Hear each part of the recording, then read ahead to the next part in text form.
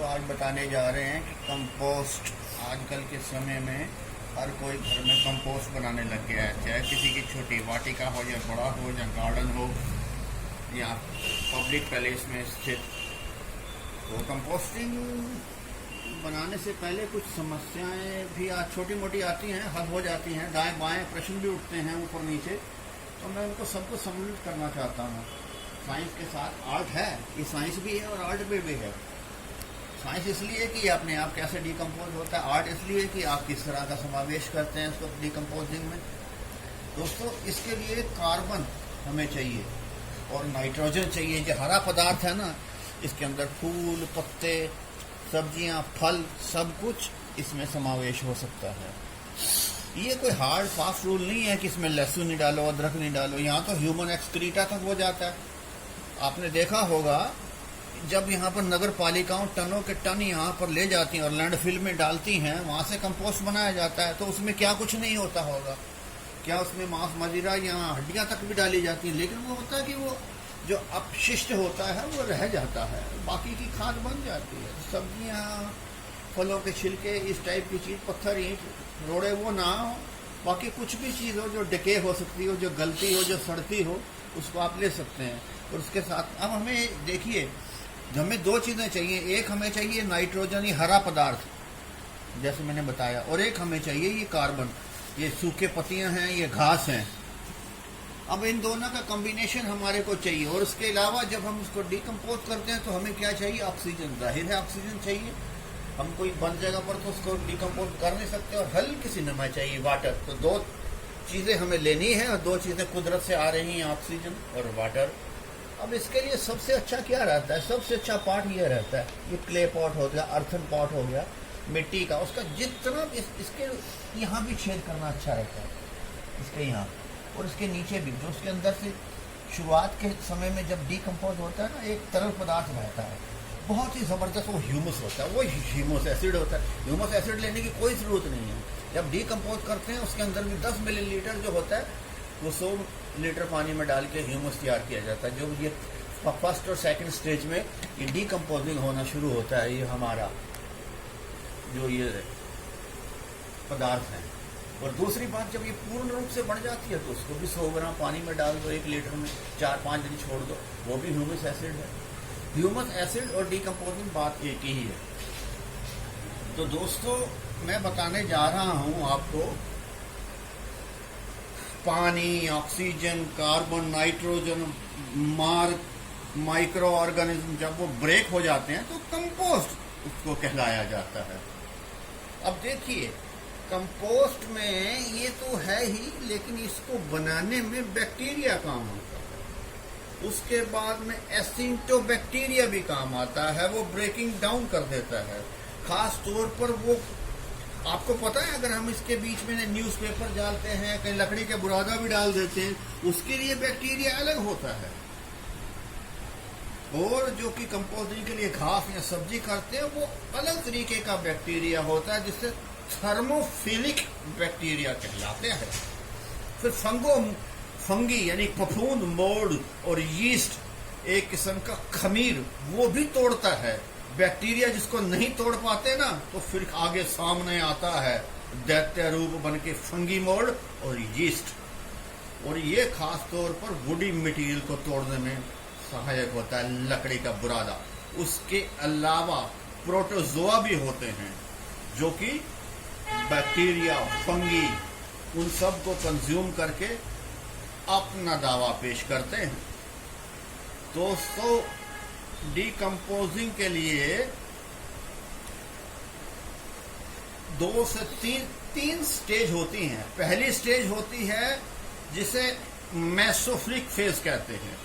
तब यह mesophilic micro organism की सहायता से आगे बढ़ता है। जैसे जैसे तापमान बढ़ता है, थर्मोफिलिक फेज आगे आता है। उसके बाद में तीसरा दर्जा आता है मैचुरेशन फेज, जबकि बहुत ज्यादा एनर्जी जो कि उससे वो होती है उत्पन्न, तो ये जब में किसी भी प्रकार की दुर्गंध नहीं आती, तो वो मैच्योरेशन पहले से हो जाता है। अब जैसे मैंने बतलाया, इसके बीच में आप ऑर्गेनिक वेस्ट में जो होता है, कोई भी चीज़ हो जाए उसको आप डिकम्पोज कर सकते हैं। कोई भी ऐसी चीज़ हो जो सड़ती हो, बजाय सड़ाने के हम उसको एक कुदरती माहौल दे रहे हैं और थोड़ी सी बुद्धि का उपयोग कर रहे हैं।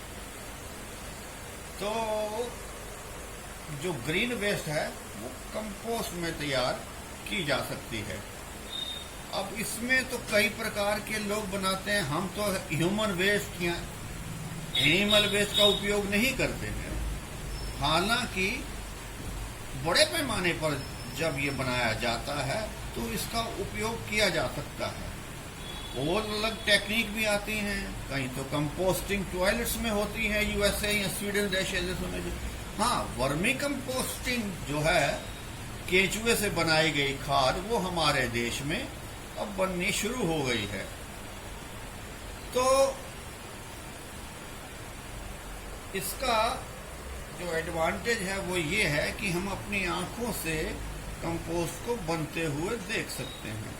अब एक सवाल उठता है कि कंपोस्ट के बीच में ह्यूमिक एसिड भी बन सकता है। जैसे मैंने बतलाया, उसका शुरुआत का जो लिक्विड एसेंस होता है, सेकंड स्टेज में जो निकलता है उसके बीच में से, वो उसको कर सकते हैं।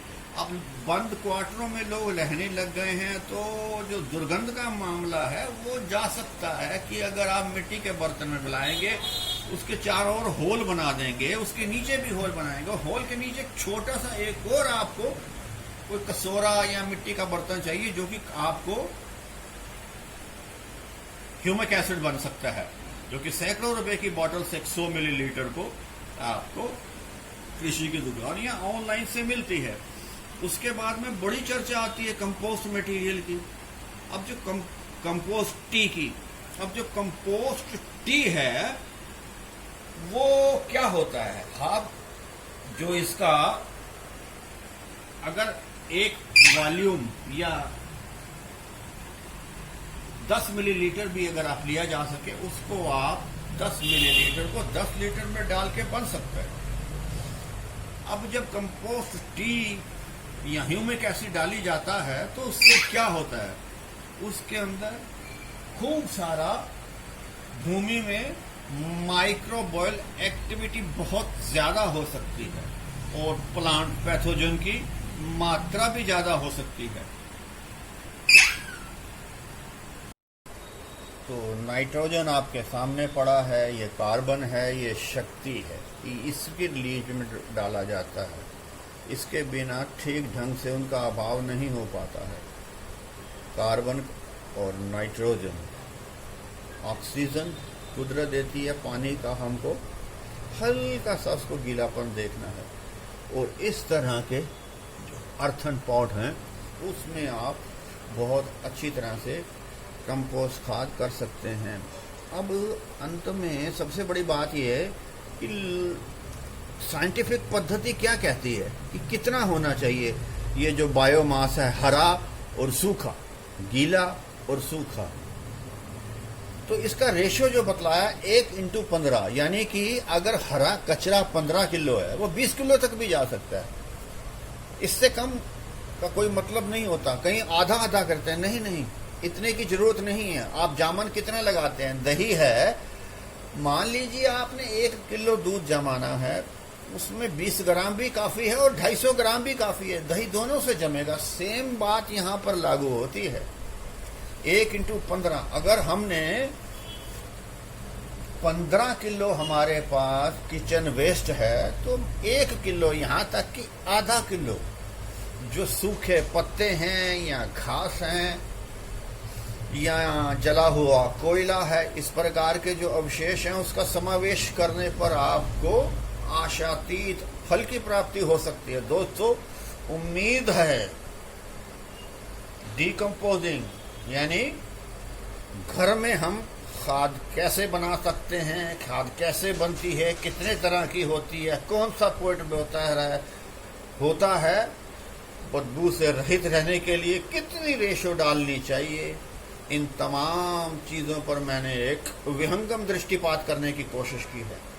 आपके द्वारा प्रेम पूर्वक सुनने हेतु बहुत बहुत धन्यवाद और नमस्कार। तो नाइट्रोजन आपके सामने पड़ा है, ये कार्बन है, ये शक्ति है, इसके लीज में डाला जाता है। इसके बिना ठीक ढंग से उनका अभाव नहीं हो पाता है। कार्बन और नाइट्रोजन, ऑक्सीजन कुदरत देती है, पानी का हमको हल्का सा उसको गीलापन देखना है। और इस तरह के जो अर्थन पॉट हैं उसमें आप बहुत अच्छी तरह से कंपोस्ट खाद कर सकते हैं। अब अंत में सबसे बड़ी बात यह है कि साइंटिफिक पद्धति क्या कहती है कि कितना होना चाहिए ये जो बायोमास है, हरा और सूखा, गीला और सूखा। तो इसका रेशियो जो बतलाया 1:15, यानी कि अगर हरा कचरा 15 किलो है वो 20 किलो तक भी जा सकता है। इससे कम का कोई मतलब नहीं होता। कहीं आधा आधा करते हैं, नहीं, इतने की जरूरत नहीं है। आप जामन कितना लगाते हैं? दही है, मान लीजिए आपने 1 किलो दूध जमाना है, उसमें 20 ग्राम भी काफी है और 250 ग्राम भी काफी है। दही दोनों से जमेगा। सेम बात यहां पर लागू होती है। 1:15, अगर हमने 15 किलो हमारे पास किचन वेस्ट है तो 1 किलो, यहां तक कि आधा किलो जो सूखे पत्ते हैं या घास हैं या जला हुआ कोयला है, इस प्रकार के जो अवशेष हैं उसका समावेश करने पर आपको आशातीत फल की प्राप्ति हो सकती है। दोस्तों, उम्मीद है डिकम्पोजिंग यानी घर में हम खाद कैसे बना सकते हैं, खाद कैसे बनती है, कितने तरह की होती है, कौन सा पॉइंट होता है, बदबू से रहित रहने के लिए कितनी रेशो डालनी चाहिए, इन तमाम चीज़ों पर मैंने एक विहंगम दृष्टिपात करने की कोशिश की है। आपके द्वारा प्रेम पूर्वक सुनने हेतु बहुत बहुत धन्यवाद और नमस्कार।